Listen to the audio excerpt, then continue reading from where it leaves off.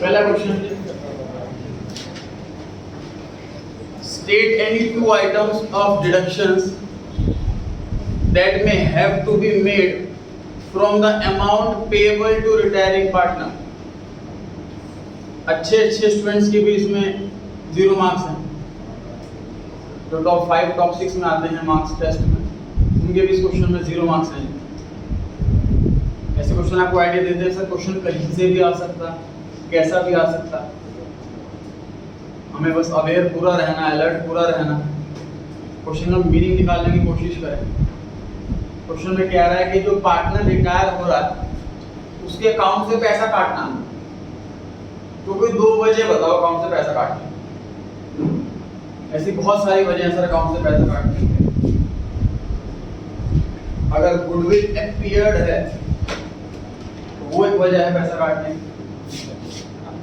Goodwill appeared वाला का account से पैसा काट लेते हैं, कैपिटल अकाउंट के डेबिट में आता है। सिंपल सी बात है, कैपिटल अकाउंट के डेबिट में जितनी भी आइटम आती है उन सबकी लिस्ट लिख दो यहाँ पर। कोई P&L अकाउंट का डेबिट बैलेंस है,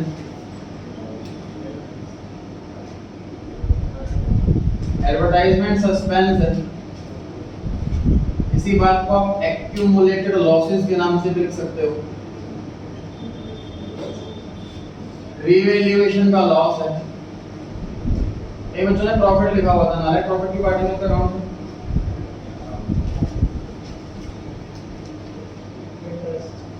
ड्राइंग्स है, इंटरेस्ट ऑन ड्राइंग्स है, ये सारे अमाउंट्स के अकाउंट से काटे जाए। अगर आपने सिर्फ गुडविल लिखा है तो वो आंसर करेक्ट नहीं है। गुडविल वैल्यूड वाली होती है हर क्वेश्चन के अंदर, तो अगर आपने सिर्फ गुडविल लिखा है तो उसे वैल्यूड वाली गुडविल माना जाएगा, और वैल्यूड वाली गुडविल से अकाउंट से पैसा कटता नहीं, से जुड़ता है। कोई 7 नाम है जी, आप नोट कर सकते हैं, एग्जाम में कोई 2 लिख करके आने थे, करीब 4-5 बच्चों ने लिखे हुए हैं जो मार्क्स मिले होंगे। देखो आपने अगर नहीं लिखे थे तो आपने कुछ ना कुछ पढ़ने में कोई कमी रह गई।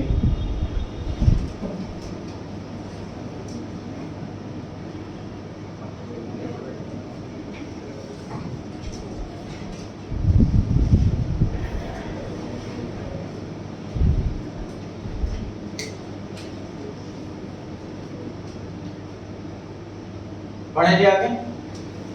क्वेश्चन नंबर 2, एबीसी पार्टनर है फर्म में 6 और 3 और 8 ये रेशियो दे रखी है, और बी रिटायर होता है ये फर्म से, इसका 3 शेयर था, और न्यू रेशियो जो है वो 15:2 है। गुडविल ऑलरेडी अपीयरिंग दे रखी है 68, और गुडविल वैल्यूड दे रखी है, और जनरल एंट्री पास करनी है। तो जब भी गुडविल अपीयर्ड दिख जाए तो हमेशा क्या करना है, सारे के सारे पार्टनर्स को डेबिट कर दो,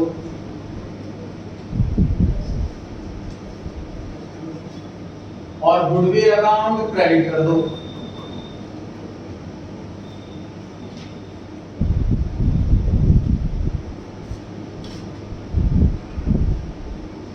कौन सी रेशियो में? ओल्ड वाली रेशियो में। चारों चैप्टरों में सेम एंट्री, कोई इसमें केसेस की वैरायटी नहीं है कि सर ऐसा होगा तो ये एंट्री हो जाएगी, वैसा होगा तो ये एंट्री हो जाएगी, कोई चक्कर ही नहीं है इसके अंदर। बड़ी आसान एंट्री होती है गुडविल अपीयर्ड वाली।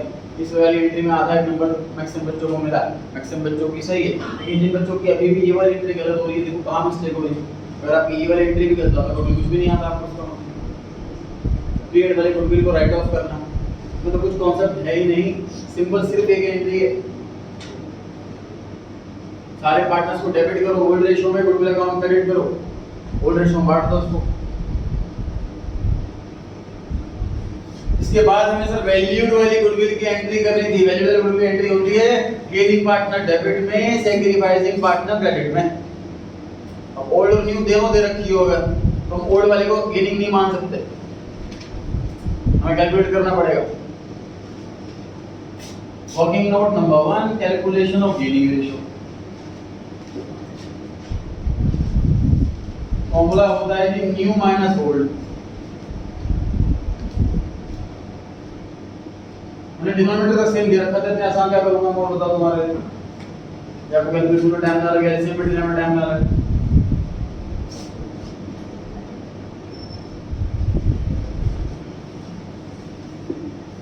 बच्चों ने इसको अपने हिसाब से 8/17 - 2/17 कर रखा, 5 है बच्चों ने।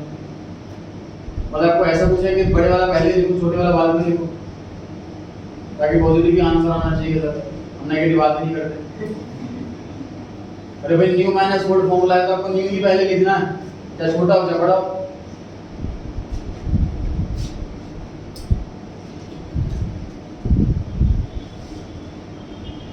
कितना गया 9/17 और ये 6/17 और ये नेगेटिव आ। गेन पॉजिटिव आए मतलब गेन ही है, गेन नेगेटिव आए तो मतलब सैक्रिफाइस। मैं कैलकुलेट बी का क्यों नहीं कर सकती, बी डायरेक्ट पार्टनर है और direct partner is always the sacrificing partner. तो जो गेन करता है उसको डेबिट में बिठाते हैं, तो हमें ए को डेबिट में बिठाना था। जो सैक्रिफाइस करता है उसे क्रेडिट में बिठाते हैं, तो हमें बी एंड सी को क्रेडिट में बिठाना था। Total goodwill 1,70,000।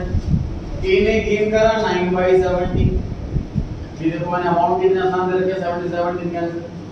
काम मिलेगा तो टीचर आपको टाइम बचत कैलकुलेशन 90,000 आपको ए से लेने हैं और बी और सी को देने हैं।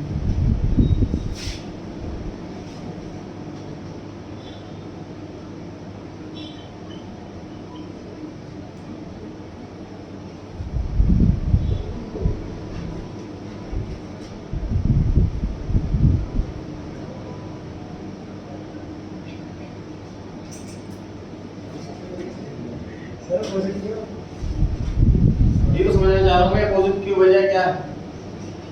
ये 6/17 बी में लिखने की वजह क्या है? 50% से ज्यादा बच्चों ने बी में 6/17 और सी में 3/17 लिखा हुआ है। क्योंकि मुझे समझ में नहीं आता तो मैं खुद चेक करा कि मैं ही गलत तो नहीं चेक कर रहा, क्या पता बच्चों का सही हो। मैं 3-4 कॉपी फिर से चेक करी, खुद कैलकुलेट करा रहा था, फिर पता लगा बच्चे ना आए। सी में है 6/17 तो आपको सी में मल्टीप्लाई करना था 6/17 से ये, और बी का शेयर 3/17 था और अब 0 हो गया, रिटायर हो गया, तो बी में आता 3/17। ये इंटरचेंज क्यों कर रखा था बच्चों ने पता नहीं। 30,000 और 60,000 इस समय ऐसे एरो नाम लगा था क्या?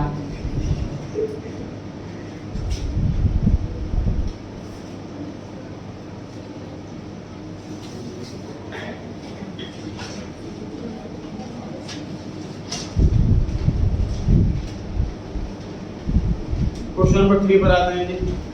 पूरी क्लास में किसी का सही नहीं है,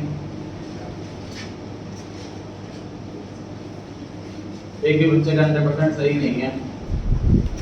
रोमांटिकली किसने की छोटी छोटी मिस्टेक छोड़ दी, एक ने बच्चे ने क्रेडिट लिखना छोड़ दिया बस बाकी पूरा सही, एक ने बीत लिखना छोड़ दिया बाकी पूरा सही। छोटी मोटी मिस्टेक छोड़ दी, मतलब 3-4 बच्चों के पूरे सही हो सकते थे। खैर बनाएंगे कमेंट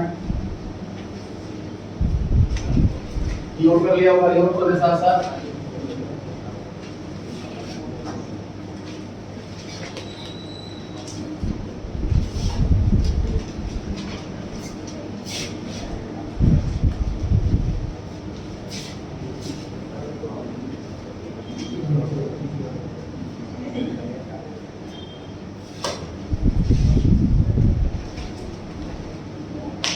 तो जब गवर्नमेंट एग्जाम्स की तैयारी होती है थोड़ा आइडिया भी होगा क्या कितना कंपटीशन है।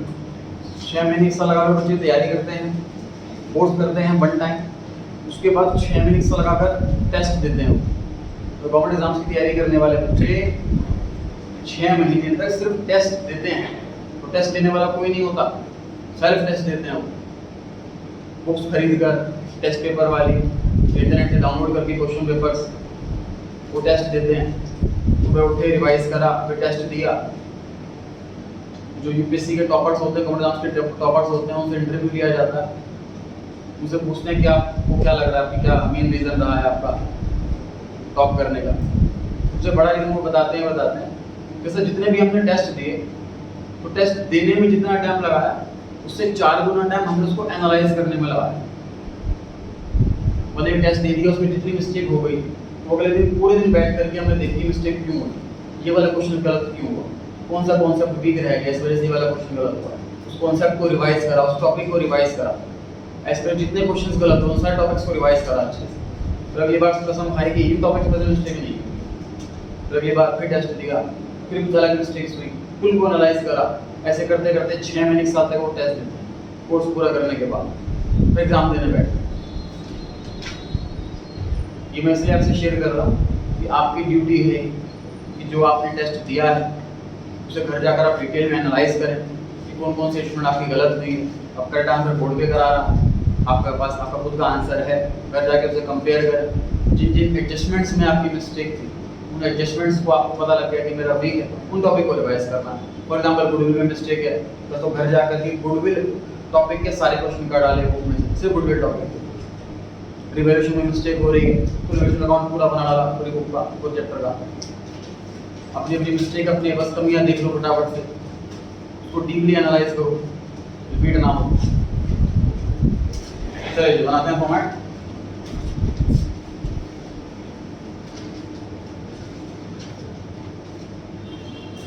रिवैल्यूएशन अकाउंट, उसके बाद बनाएंगे format partners capital account.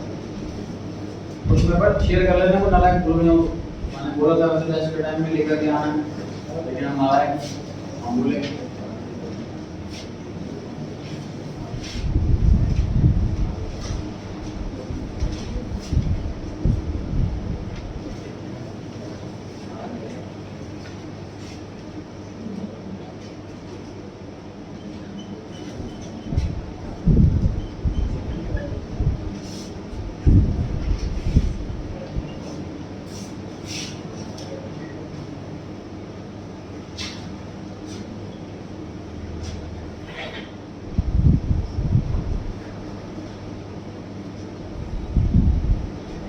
Capital को ओपनिंग बैलेंस लिख दिया गया है कि बाय बैलेंस बीडी के नाम से, इसकी छोटी मोटी कोई मिस्टेक है वहीं पे ठीक कर सकता है और मेजॉरिटी बना लो।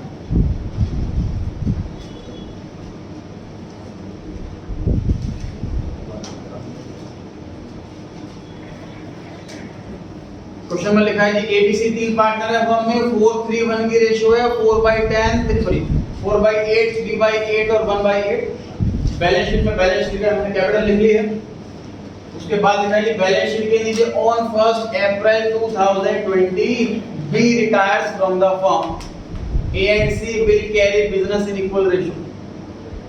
करीब 5 से 6 बच्चों ने लाइन पढ़ी, हम सिर्फ मैथ पे ध्यान देते हैं, इंग्लिश पर नहीं।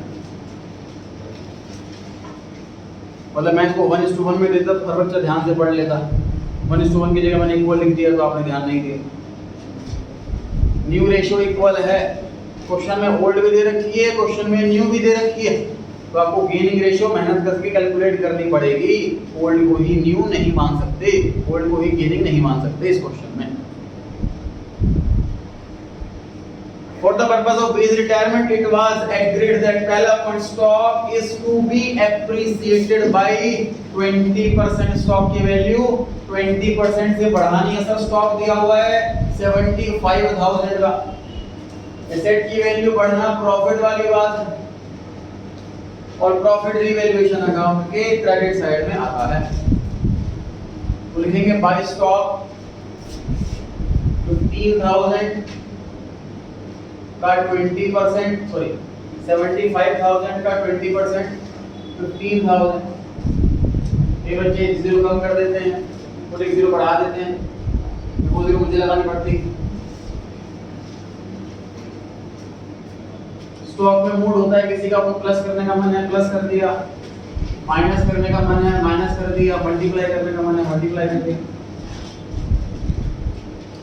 तो डेप्रिसिएशन में प्लस माइनस कर देते हैं, वो डेप्रिसिएशन में प्लस कर देते हैं। एप्रिसिएट लिखा है तो प्लस करेंगे सर। स्टॉक 75 का था, 15,000 से बढ़ गया तो 90,000 का हो गया। पॉइंट नंबर 1 में लिखा है बिल्डिंग 10% से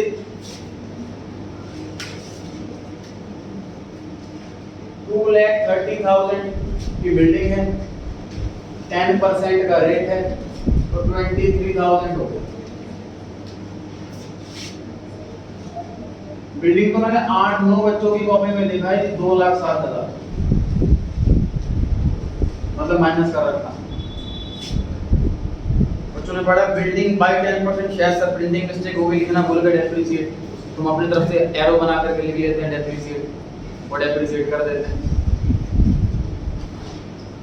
सेंटेंस आपको पढ़ना पड़ेगा जी स्टार्टिंग से। Stock is to be appreciate by 20 and building by 10। तो एप्रिसिएशन वाली ही लाइन चल रही है, तो ये भी एप्रिसिएशन ही है। तो तुमने कुछ लिखा तो एप्रिसिएट होगा सर, मैंने मान लिया। 223 plus 23 253। Point number 2, motor car 70। पुराने वाली मोटर कार 150 की है, अब वो मोटर कार की वैल्यू, नई वाली वैल्यू 70 रह गई। बैलेंस शीट में नई वाली वैल्यू आती,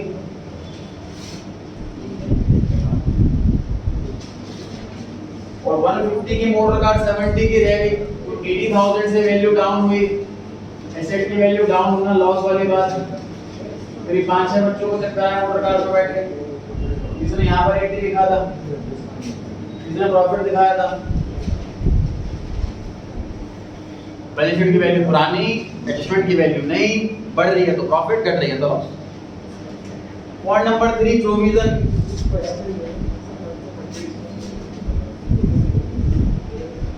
जिसका प्रोविजन वाला पॉइंट गलत है, चैप्टर 4 के नोट्स निकाले एडमिशन के, उसमें से प्रोविजन वाला टॉपिक रिवाइज करके आए जरूर। 2 क्वेश्चन दे रखे हैं प्रोविजन वाले, बिजनेस एडजस्टमेंट है उसके अंदर, पक्का होगा वो, स्ट्रांग होगा तभी। डेटर दे रखे हैं 1,30,000 के। पॉइंट नंबर 3 में लिखा हुआ है प्रोविजन को 10% तक बढ़ा दो। ध्यान रहे, डेटर बेटेड से कम होता है, प्रोविजन से नहीं। डेटर पूरे 130 के रहे, प्रोविजन 10% चाहिए, 13,000। ओल्ड प्रोविजन है 5, होना चाहिए 13, तो हमें क्रिएट करना है 8,000। सिंपल सी बात सर, पहले मुझे लग रहा था कि 5,000 रुपए भर सकते हैं, अब मुझे लग रहा है कि 13,000 रुपया भर सकता है। एक्स्ट्रा मर रहा है पैसा मेरा 8,000, नुकसान हुआ 8,000।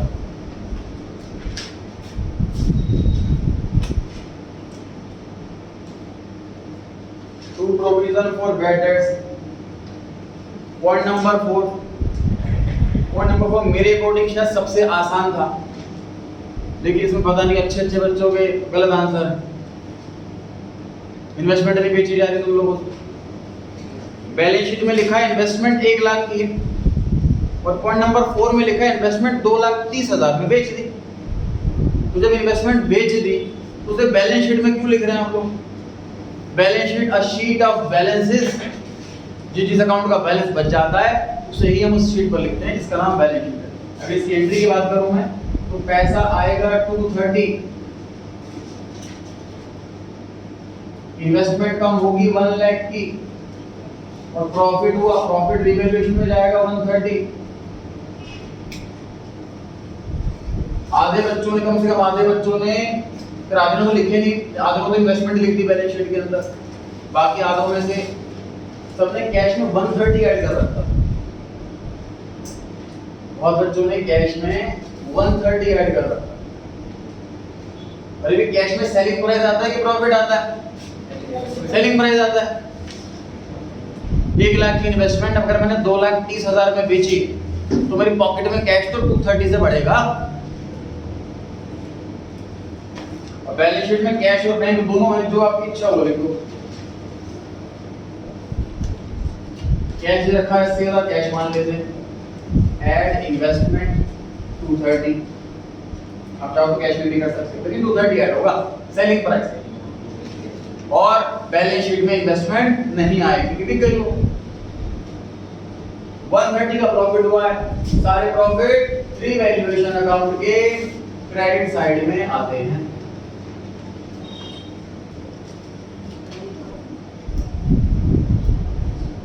वन लाख की इन्वेस्टमेंट 230 की बेची है, 130 का प्रॉफिट लिखो रिवैल्यूएशन में, कैश बढ़ा 230 से कैश में ऐड करो, और इन्वेस्टमेंट बैलेंस शीट में नहीं लिखना क्योंकि ठीक है।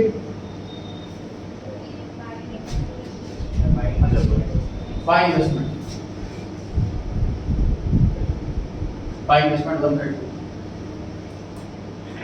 Point number 4, 5 claim on account of workman compensation is 12,000।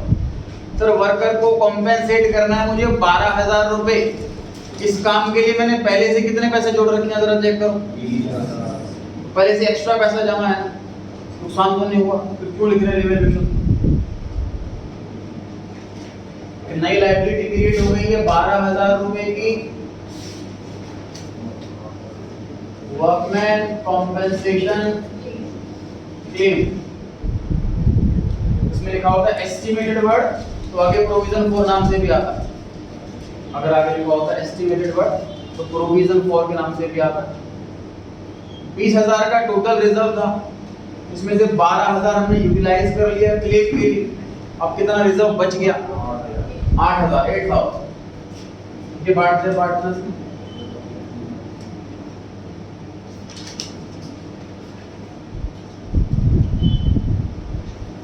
Bye workman compensation ले लो। कितनी बढ़िया रेशियो दे रखी है, देखिए मैम कितना बढ़िया अमाउंट दे रखा है, नया तरीका है।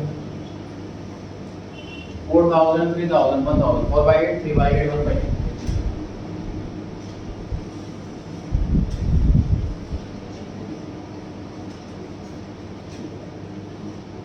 Point number 6, goodwill. गुडविल की वैल्यू की गई है कि 16,000 रुपए गुडविल को बांटा जाता है गेनिंग सैक्रिफाइसिंग रेशियो में। क्वेश्चन में ओल्ड और न्यू दोनों दे रखी है, तो मैं निकालने पड़ेगा सैक्रिफाइसिंग, तो अभी नोट करना होगा।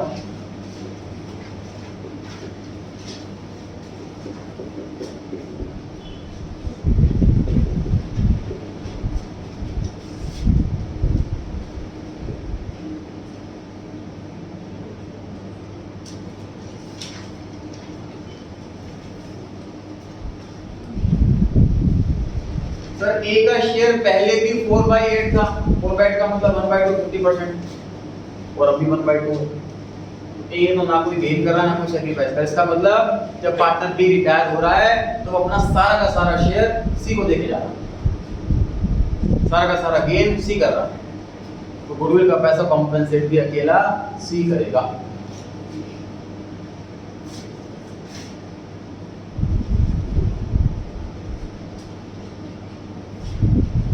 टोटल गुडविल है सर 16,000 की और बी का शेयर है 3/8। बी को मिलेंगे 6,000 रुपए। 6,000 रुपए कौन देगा? सी देगा।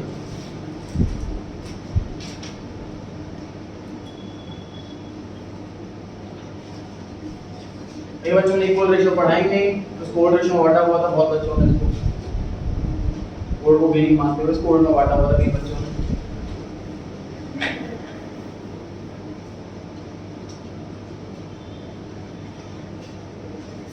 पॉइंट नंबर 7 में लिखा है जितना भी पैसा बी का बनता हो आधे पैसे तुरंत दे दो, 50% ऑन सेटलमेंट रिटायरमेंट सॉरी, और बाकी का पैसा 1 साल के बाद देंगे, फिलहाल तो लोन बन जाएगा। जितना पैसा जितना बैलेंस बिका है आधा लोन और आधी पेमेंट। आगे अपने एडजस्टमेंट की बात करिए, वो तो लास्ट में करेंगे। बांटते हैं प्रॉफिट रिवैल्यूएशन का। टोटल करें क्रेडिट साइड का कितना आया? 1,68,000। कितना प्रॉफिट आया? 80,000। रेशियो के डिनोमिनेटर में देखो 8 है और रेशियो 80,000 प्रॉफिट 80,000 आया, जो रेशियो है वही प्रॉफिट बन जाएगा।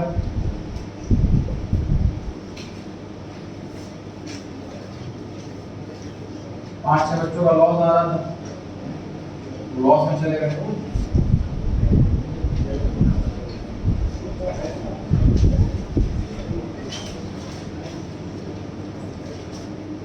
प्रॉफिट कैपिटल बड़े कैपिटल अकाउंट क्रेडिट।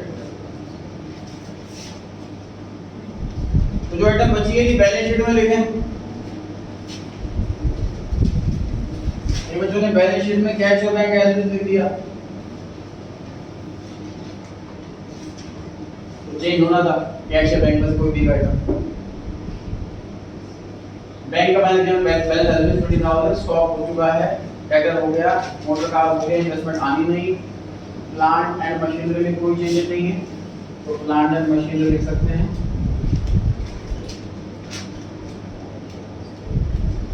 और बिल्डिंग हो गई। लायबिलिटी साइड पर आते हैं क्रेडिटर्स। उसी बच्चों ने क्रेडिटर में लिखे सोचा ये नहीं है सब भर गए होंगे। Bills payable 30,000। वर्कमैन कॉम्पनसेशन सब खत्म हो गया, जनरली तो बांट देते हैं।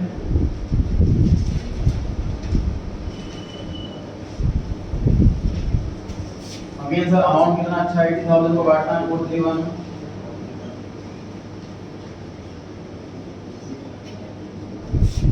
कैपिटल किस किस की आएगी? ए और सी। लोन किसका आएगा?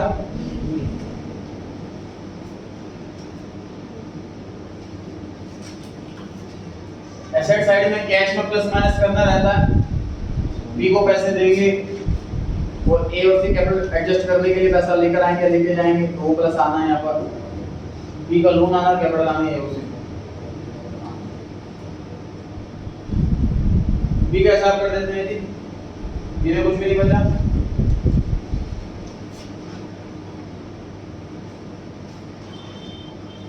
टू कैश अकाउंट और टू बीज लोन अकाउंट। आधी पेमेंट कर दो और आधा लोन बनाओ। पॉइंट नंबर 6 में 7 में लिखा हुआ है 50% तो रिटायरमेंट पर ही देना है। और हम रिटायरमेंट पर ही खड़े हुए हैं, रिटायरमेंट डेट पर ही खड़े हैं, तो आधा पैसे तो अभी देना और बाकी 50% एक साल बाद के अंदर अंदर देना। तो फिलहाल तो लोन हो गया। कुछ डायरेक्ट लैंग्वेज लिखी हुई कि लोन है, इनडायरेक्ट लिखा हुआ एक साल के बाद देंगे, फिलहाल तो लोन ही हुआ ना। टोटल बताएं क्रेडिट साइड का 3,69,000। आधा करके बताएं 184,500।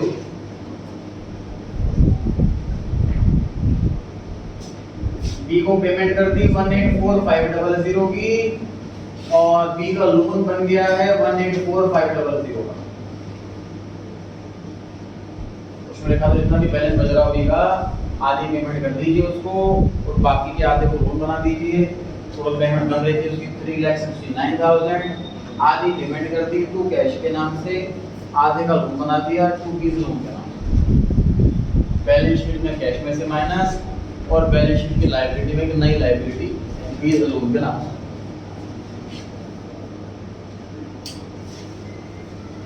पॉइंट नंबर 8 रहता है कि बाकी सारे पॉइंट खत्म हो गए। पॉइंट नंबर 8 पढ़ें।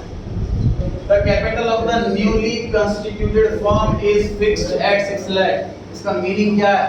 इसका मीनिंग ये है नए फर्म की कैपिटल 6 लाख रुपए होनी चाहिए।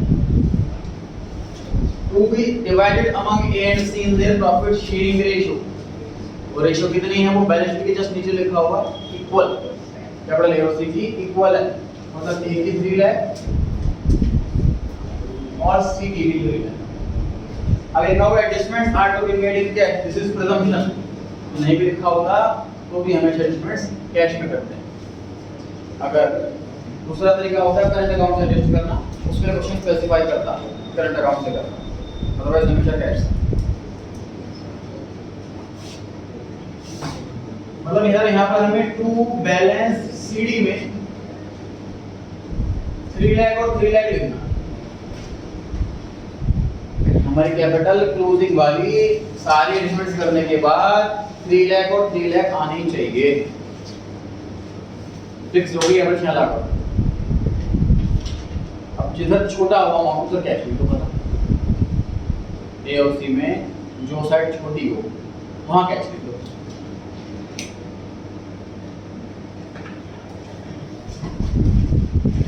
बताया ए में कौन साइड छोटी है? क्रेडिट साइड छोटी है।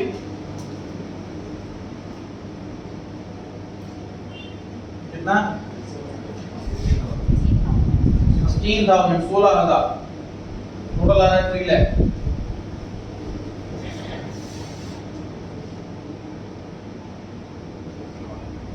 टोटल आ रहा है सी का 3,06,000। कितना कैश लेगा रहेगा? 60 में डिवाइड करके जो कोई कांसेप्ट नहीं है, कोई भयंकर सा बैलेंस शीट फिगर है बस। टोटल कर दिया डेबिट का, टोटल कर दिया क्रेडिट का, रफ वर्क में दोनों को माइनस कर दिया तो जो बचा हुआ है। जैसे बैलेंस सीडी निकालते हैं टोटल वैसे निकाला है क्या? एंट्री बताया 16,000 की। एंट्री में बाय नहीं आता। Cash account debit to A's capital account, cash बढ़ा के घटा, कैश को बढ़ा दो।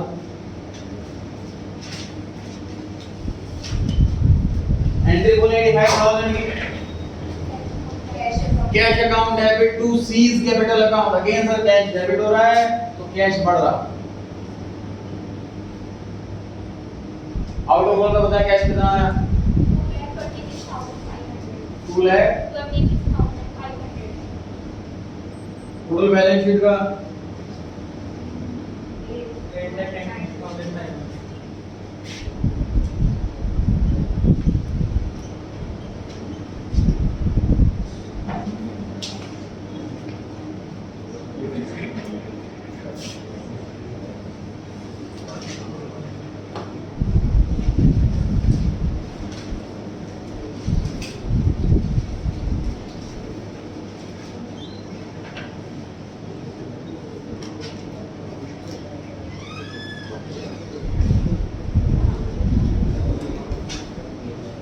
नोट के लीस्ट में देखिए, कुछ आउट लग रहा है तो पूछें।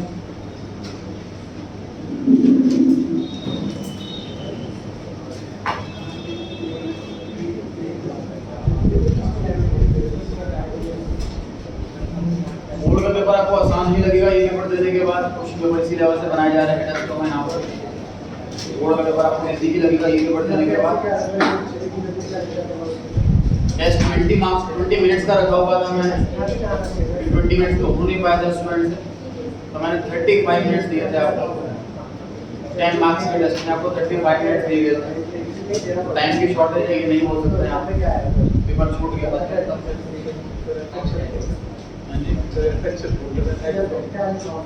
अच्छे बोल रहे थे।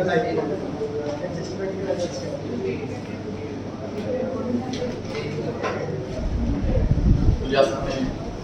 इस संडे टेस्ट होगा, टेस्ट चैप्टर का तैयारी रिवीजन स्टार्ट करनी चालू रखनी है पहले से। स्कूल में टेस्ट है, दूसरे ट्यूशन में टेस्ट है, ये वहाँ ना रखें। मैनेजमेंट आपको करनी है। हर टेस्ट में अच्छा परफॉर्म करना, चाहे ट्यूशन का होता है, स्कूल का होता है, किसी भी सब्जेक्ट का।